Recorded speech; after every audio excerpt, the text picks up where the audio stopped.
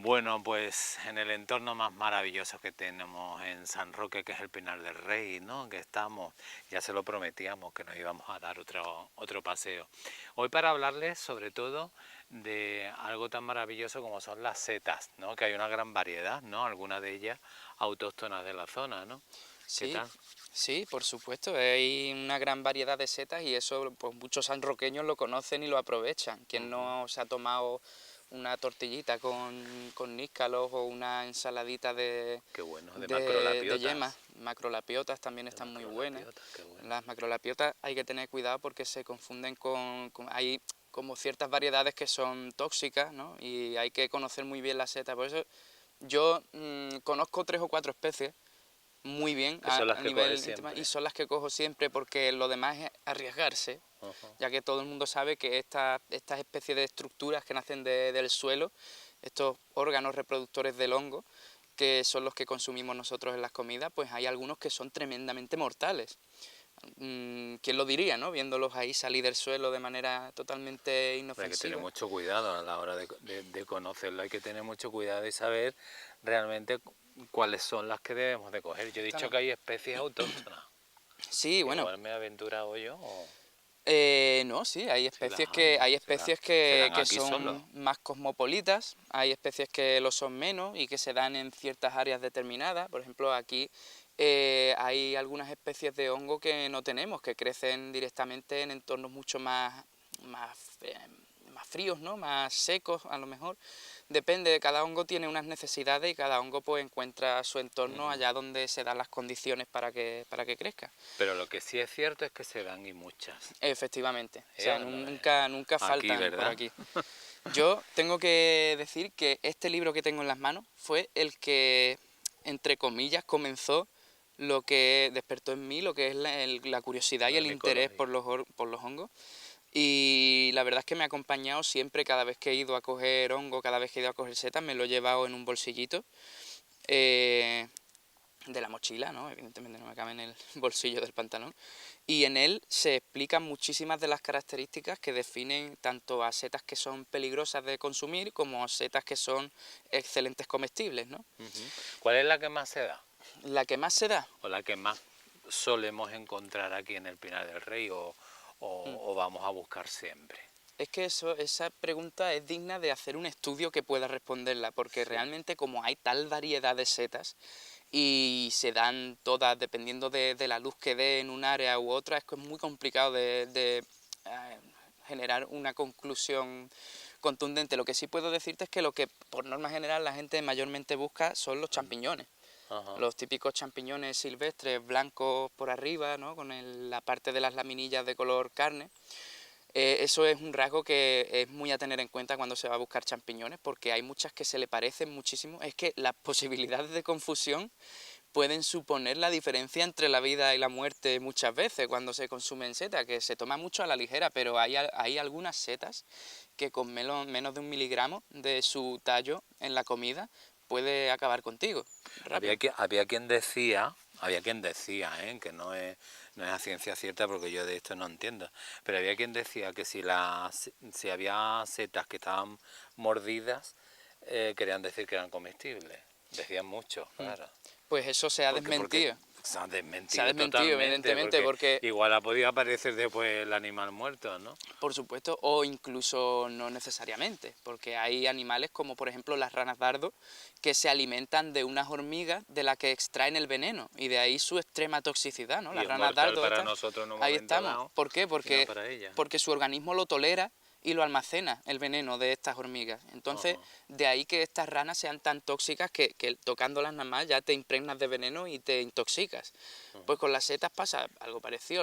Muchas babosas, por ejemplo, se alimentan de setas que son claramente venenosas. Y a las babosas no les ocurre nada porque su organismo está adaptado. O sea que eso es mentira Eso, totalmente, no eso se es, haga eso es una una especie falacia. de falacia y además una falacia peligrosa porque puede llevar a la gente A a la confusión. confusión, ¿sabes?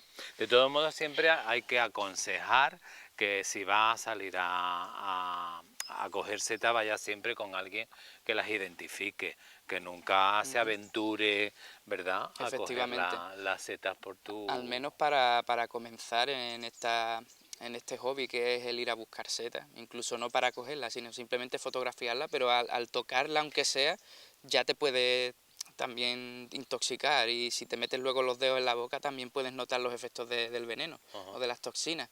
¿Cuál es la que a ti más te llama la atención? La que más me llama la atención es que tengo varias. Hay algunas que me llaman la atención por lo que me gustan en las comidas, que están muy buenas, las yemas o amanitas cesáreas, amanitas de los Ajá. Césares, porque era eh, la seta favorita, el manjar favorito de un emperador romano, al cual también se dice que asesinaron cambiándole la seta Las- por una manita faloides en su última Me comida. lo creo yo, ¿eh? Yo eso me lo Sí, sí, creo. fue víctima de un complot y fue asesinado porque a él le encantaban las yemas estas tradicionales que nosotros Ajá. conocemos, una seta que tiene lo que es el tallo y las laminillas de color amarillo y por arriba es de color naranja. Entonces, cuando nace de la volva, que es digamos una especie de globo blanco que crece del suelo, luego se quiebra, se rompe y de ahí sale lo que es la seta, ¿vale? Pues cuando está en su etapa juvenil, cuando está cubierta por lo que es la telilla antes de romperla y antes de crecer, parece un huevo frito, totalmente. Y es una de las mejores comestibles que hay, además muy difícil confundirla, tan solo puede confundirse con la manita muscaria, que es la típica seta roja con puntitos blancos. ¿Qué pasa? Que cuando pasa el tiempo, cuando esta seta ya lleva mucho tiempo fuera de la tierra, los puntitos blancos se le caen y el color rojo se atenúa y se vuelve un poco más anaranjado, ¿no? Y ahí es fácil confundirla con la yema, con la manita cesarea, pero hay una cosa que no falla nunca: mirar las laminillas, mirar por debajo, Por debajo, porque los anillos. la manita muscaria tóxica Ujú. es blanca y la manita cesarea es amarilla por completo, tanto el tallo como el pie, como las laminillas. Ajá. Y ahí está el truco para diferenciarla. Entonces es muy complicado realmente equivocarse y tomar la que no es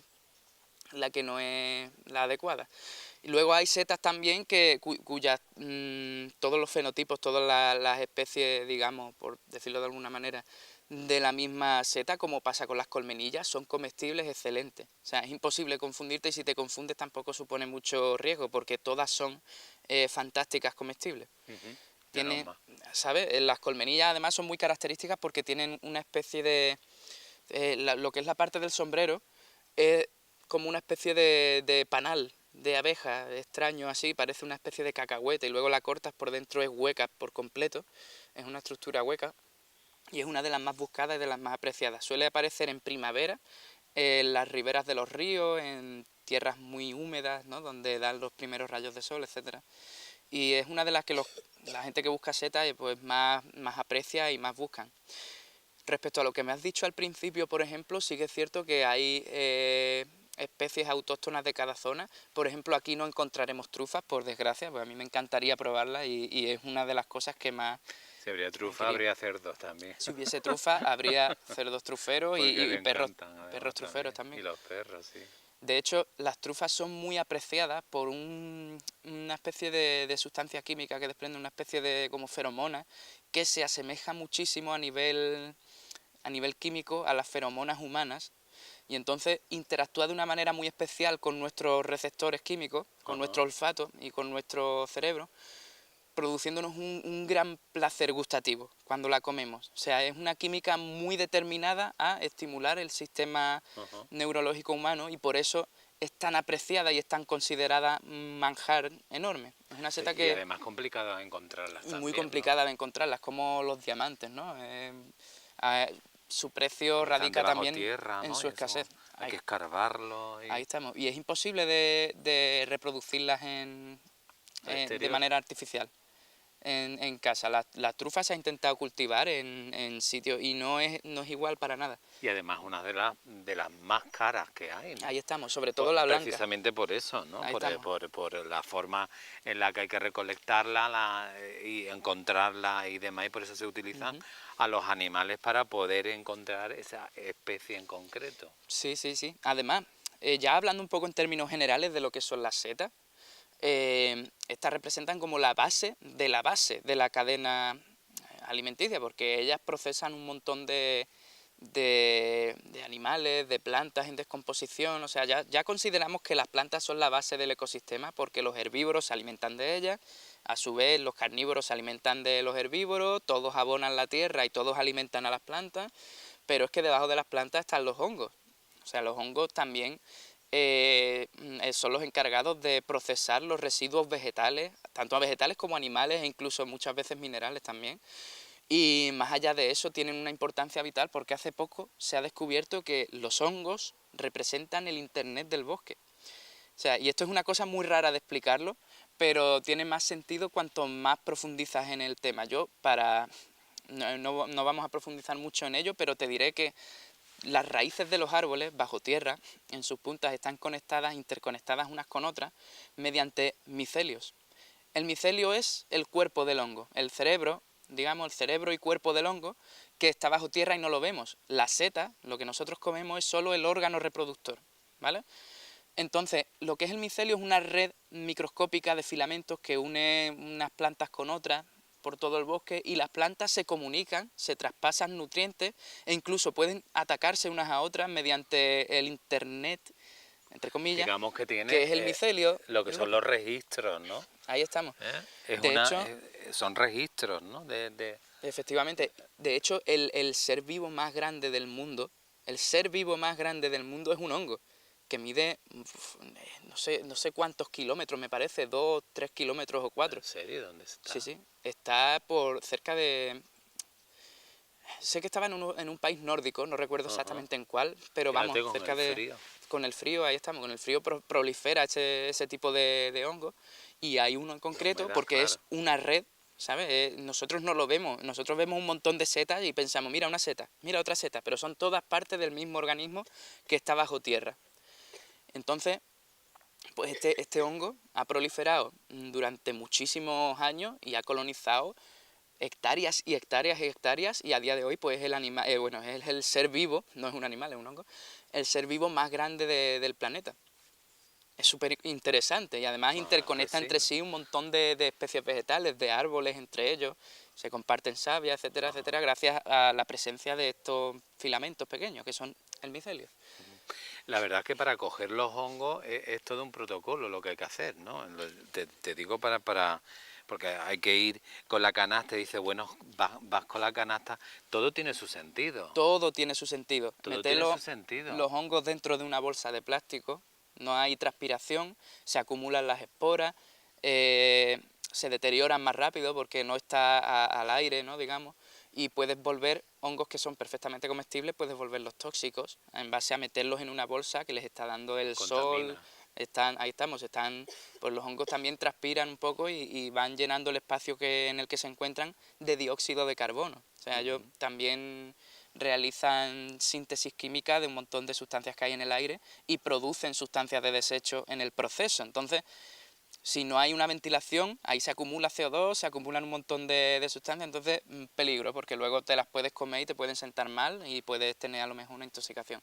Lo suyo, una cestita, porque además también ayudas a que el año que viene, para las mismas fechas, una nueva generación de hongo ocupe el lugar de la anterior, claro, con la cesta de mimbre típica soltando. o incluso una de plástico con rejilla va echando las esporas por el suelo, que al final es la misión del hongo. Estás proliferando, claro. Ahí estamos, y estás perpetuando el ciclo de nacimiento. O sea, con una bolsa de plástico no, con una bolsa de plástico todo lo que pueda caer al suelo que en el futuro represente un nuevo hongo, te lo estás cargando. También a la hora de arrancarlos del suelo, si lo arrancas, literalmente estás dañando el micelio, que es lo que hemos dicho antes, es el cerebro y es el cuerpo del hongo. Entonces, si lo dañas mucho, puede ser que ya ese hongo muera y ya no vuelvan a crecer setas el año que viene ahí. Hay que saberlo cortar. Hay que cortarla, no hay que arrancarla, porque si la arrancas le hace daño a la raíz, sería micelio en este caso, y estás dañando al bicho, al ser vivo. Hay que cortarlas, ponerlas en una cestita de mimbre o algo que tenga algún tipo de ventilación y aparte agujeros por debajo, rollo rejilla o algo para que puedan cumplir su objetivo vital, las pobres setas. Caso, ¿no? Y bueno, y tener mucho ojo y mucho cuidado y mucho conocimiento de causa a la hora de de recolectar estas pequeñas cosas. Es que a mí me parecen como si fueran duendecitos que aparecen con la lluvia. A mí me encantan las setas, son fantásticas. Pues fíjate, José, nos ha llovido, pero todavía no creo que haya muchos hongos, pero sí que nos vamos a venir otro día a verlos ya en Efectivamente, sí y vamos a reconocer un poquito a ellos, ahora que nos venga unos días de sol, ¿te parece? ha llovido hace muy poco y de forma bastante contundente y ya es cuestión de tiempo y de Que sol haga un poquito de sol, empiezan a aparecer unos cuantos hongos. pues vendremos, ¿no? Vendremos próximamente. Vendremos próximamente aquí en el Pinar a buscar hongos.